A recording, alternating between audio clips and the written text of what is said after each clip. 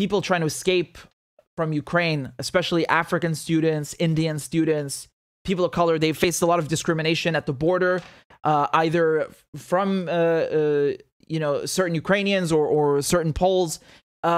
And I wanted to show you this video of an Iranian student who got out, and listen to their experience trying to get out of Ukraine. Take a look. از کیف به سمت شهر لوو با قطار اومدیم. بعد که رسیدیم شهر لوو، این اوکراینیا فقط خودشون رو سوار میکردن به سمت لهستان. ما خارجی ها رو راه نمیدادن، اونم فقط زن و بچه‌شون. بعد ما مجبور شدیم با پیاده از شهر لوو تا لهستان با پای پیاده بیایم مرز شهینی، اگه اشتباه نکنم اسمش بود. تو این مرز 6 روز ما بدون آب و غذا و خواب تو سرما بودیم. بعد نیروهای اوکراینی با ما خیلی بد رفتاری میکردن، نه فقط ما ایرانی‌ها، با تمام خارجی‌ها. اتباع خودشون رو راحت از مرز رد میکردن، فقط ما رو جا میذاشتن. اصلا به بد رفتاری به تمام معنا، خیلی وحشیانه رفتار میکردن. مخصوصا شبا، معذرت میخوام، مشروبات الکلی مصرف میکردن، شبا وحشی‌تر میشدن، با باتوم و این چیزا میزدن. مخصوصا سیاه‌پوستا رو خیلی اونجا اذیت میکردن. بعد نمیذاشتن آتیش روشن کنیم، مجبور شدیم لباسه خودمون رو آتیش بزنیم. کنار من یا سیاه‌پوستی بود، متاسفانه جون داد. هرچی تلاش کردم گرم بشه بیارمش پیش آتیش، ولی جون داد، مرد. نه تنها این، خیلی های دیگه هم بودن تو این سرما یخ زدن و هیچ آب و غذایی هم نبود. واقعا حس حالش که خیلی حس حال سختیه، چون به هر حال یه دوران جنگی بود که گذشت و من اینجا میخوام تشکر بکنم از سفارت لهستان، خیلی به ما کمک کردن، سفارت ایران توی لهستان. ولی خب متاسفانه سفارت ایران توی اوکراین هیچ کمکی نکردن و خیلی ما به سختی تونستیم از اوکراین خارج بشیم و واقعا خیلی سخت. در وهله اول من یه نارضایتی از سفارت ایران در اوکراین دارم، چون واقعا نرسیدن به دانشجوها. خیلی مجبور شدن پیاده وسط خیلی چیزای خطرناک پیاده برن تا ایستگاه قطار. گفته بودن ماشین میفرستن فلان، ولی به تعداد کم کسایی که خودشون زندگی میکردن هیچ ساپورتی نشدن. ولی از وقتی که ما وارد ورشو شدیم، یعنی لهستان، سفارت ایران در لهستان واقعا تمام تلاشش رو کرد که همه کمکی رو به ما کرد، از بابت اسکان، مواد غذایی، همه چیز خوب بود. That is incredible. That is heartbreaking. So someone who's black literally froze to death, and they didn't make it. I'm gonna play that part again. I mean, just that is. Look, he said they would hit people with batons and other things, especially black people.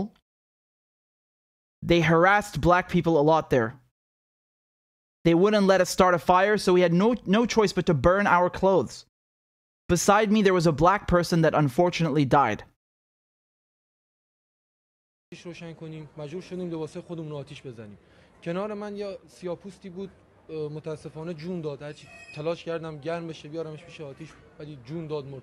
That is so messed up. I mean, I was already shocked by the videos that were coming out, which I showed many of them to you, how people were being treated at the border, especially, you know, people of color. But this is just, I mean, someone died. I didn't hear that anywhere in the media. I mean, again, we need to confirm, but I have absolutely no doubt and no reason to believe that this person here is lying, just going on TV and lying about their experience. That someone died. That's not something you... Man, that is horrible. That is absolutely horrible. Look at these videos just so you remember what it was like. Everybody go down. Everybody go down. You are dying of cold. They're saying over here that Africans were not allowed to enter. So you have people fleeing as refugees. I don't understand this. Like, when you have refugees coming out of war zone, everyone's fleeing the war zone. It doesn't matter what color you are. It doesn't change that it's a war zone. What bloody difference does it make? And then look at them all sitting here segregated like this. Not allowed to take trains. Not allowed to cross the border. No food. This is real. This is all real.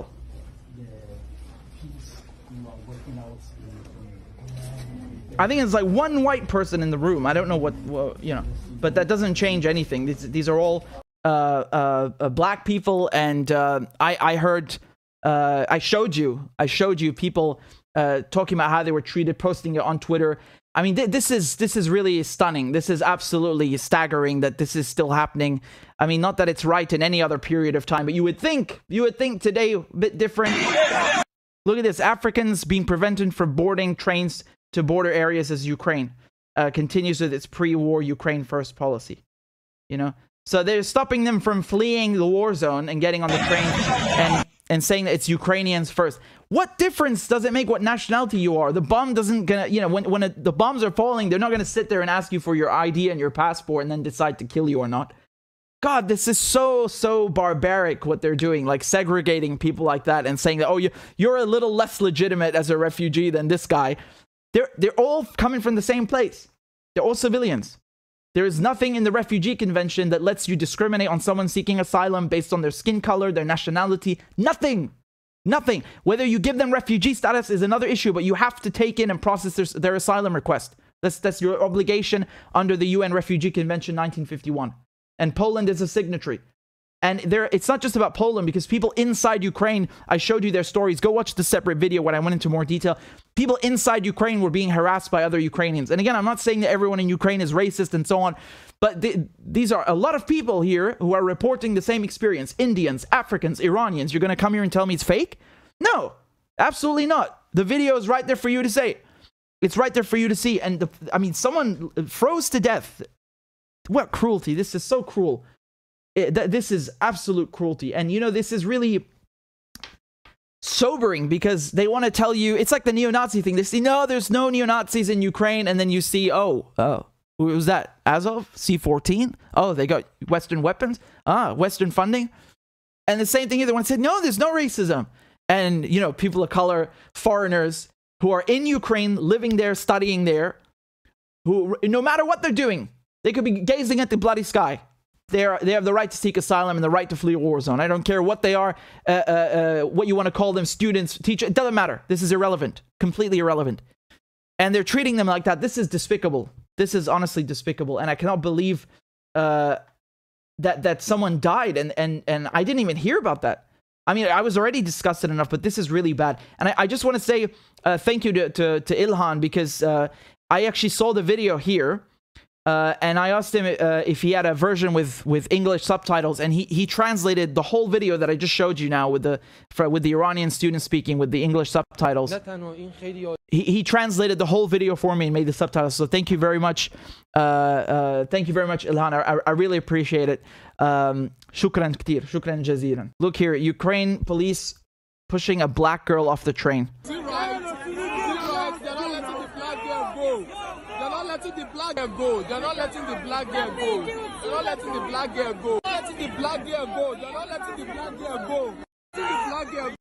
This is it's very upsetting. And again, it's kind of like the whole racism with the news anchors. You know, they come on the screen and they're like, yes, well, you know, the situation in Ukraine is very dire, and this is a civilized country. This is a European country. It's not like those brown people, those muzzies in Syria and Afghanistan. War is normal there. This is a civilized country.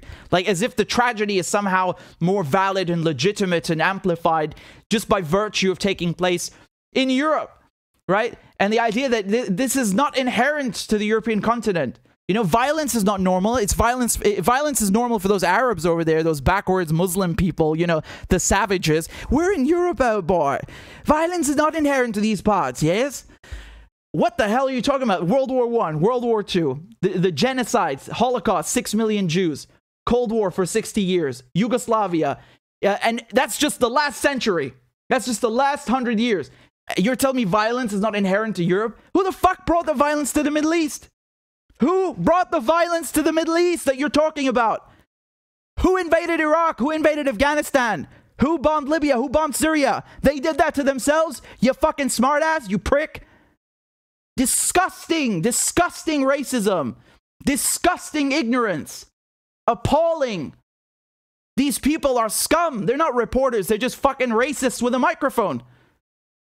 Get out of here. No one cares about you. You're actually doing a disservice to the civilians in Ukraine You're doing a disservice and taking focus away from what's going on there, because you could easily report about the tragedy that's going on, the very valid tragedy that you have 2 million refugees now, Ukrainian refugees, without saying that, oh yeah, these refugees are white and they're blonde-haired and blue-eyed and somehow more fucking, human and they're more worthy than those brown people. Just shut the fuck up. Why do you even say all of this? Just shut the fuck up. You don't even, the whole last part you could have left out.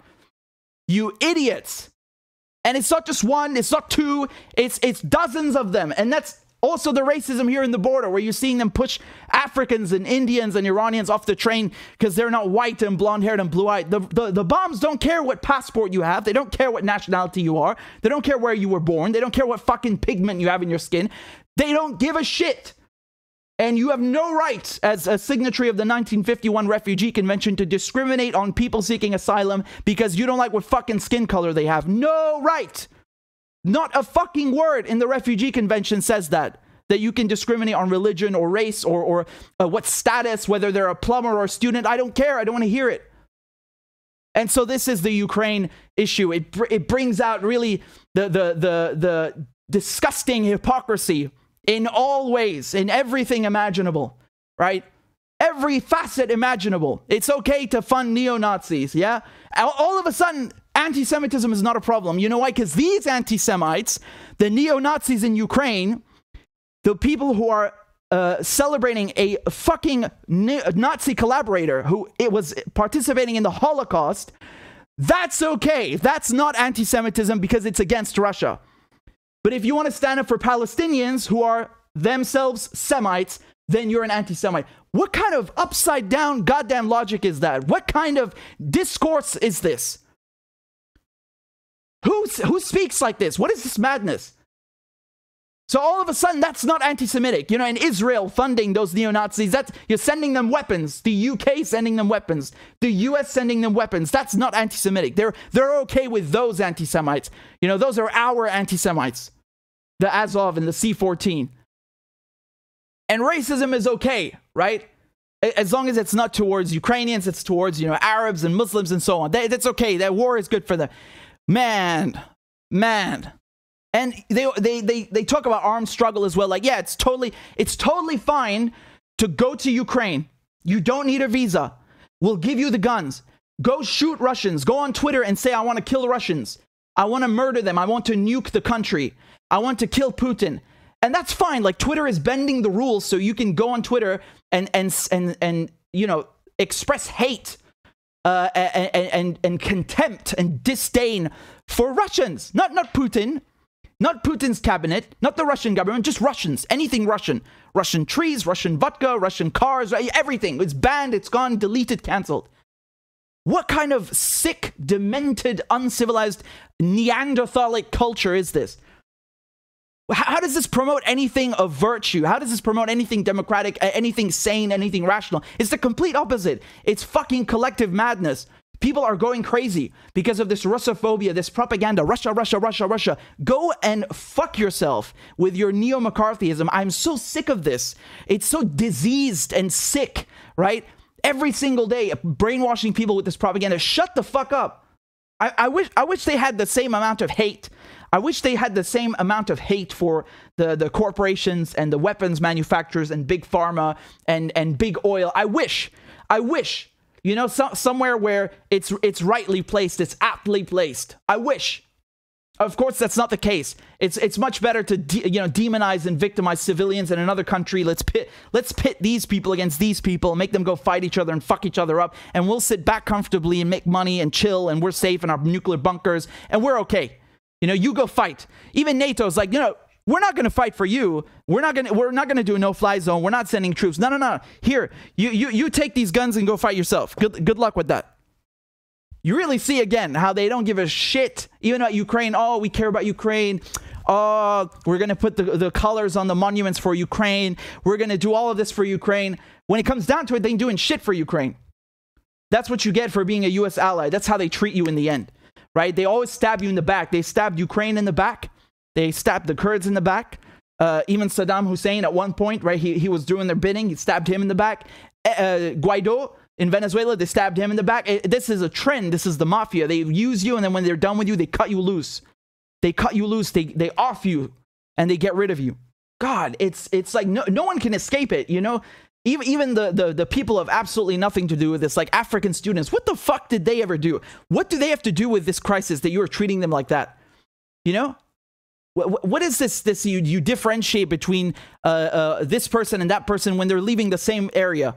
If there's a toxin, if there's a war, if there's a danger, if there's a hazard, if there's an impending doom, that force does not care about where you come from or what color you are. They don't give a shit. It's going to affect you, right? It's like you got a tsunami coming. The tsunami doesn't care who you are and what you do. It's coming. And so you're trying to, you know, oh, whites only, whites first. God, really, way to tell on yourself. You know, if there was any shred of credibility left to these people who are claiming that, you know, well, there's no racism in Ukraine, there's no neo-Nazis, all of that has gone through the window, because all we're seeing are neo-Nazis, and we're seeing a lot of racism. And again, that doesn't mean everyone in Ukraine is like that. It is a minority. That's my point. But that minority of racists, that minority of neo-Nazis is exuding, is demonstrating, is capable, exerts much more force, has much more power than the others. And that is the fundamental problem. Do you understand? Because every country has scumbags and racists. Every single country on earth has scumbags and racists and people who are violent and fringe groups. The problem is when those people take power, when they have power, whether it's de facto or it's legal, that is the issue. Do you understand? And I saw videos also of people from the Maghreb, so North Africa, Arabs from North Africa, you know, Algeria, Morocco, who were fleeing, and they were saying the same thing about how they were treated like crap and all this racism. It's really awful, man. I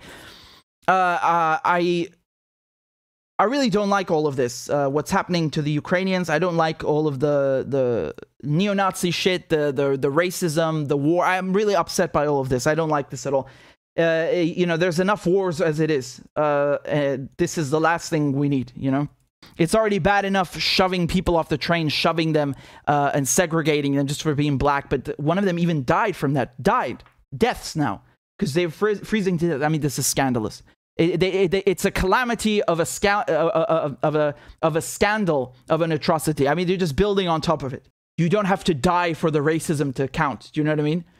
You don't have to like freeze people to death or risk them. Just risk them being in such a situation for it to be an abomination. Yeah. But if that is true, then that's all the more heartbreaking. And again, 2 million refugees now from Ukraine. Man, that is really upsetting and very sad. Again, these are people who've done nothing. It's just like in Syria, it's just like in Iraq, they're civilians. They've, you know, most people, they probably have no clue about the politics. They don't care. They don't have time for this. They're busy enough working. And that's the tragedy. It's that it's innocent people. And another thing I wanted to tell you, where you see this hypocrisy of, oh, we care about Ukraine, and then they screw the Ukrainians. The UK has been, you know, again, beating this drum about we love Ukraine and we stand with the Ukrainians. And then when it comes to taking in refugees, they haven't waived the visa requirements. So they basically want you to go and apply to come in instead of, you know, doing what Poland is doing. And obviously the UK has way more resources than Poland. So if Poland can do it, what's the UK's excuse? What is the UK's excuse?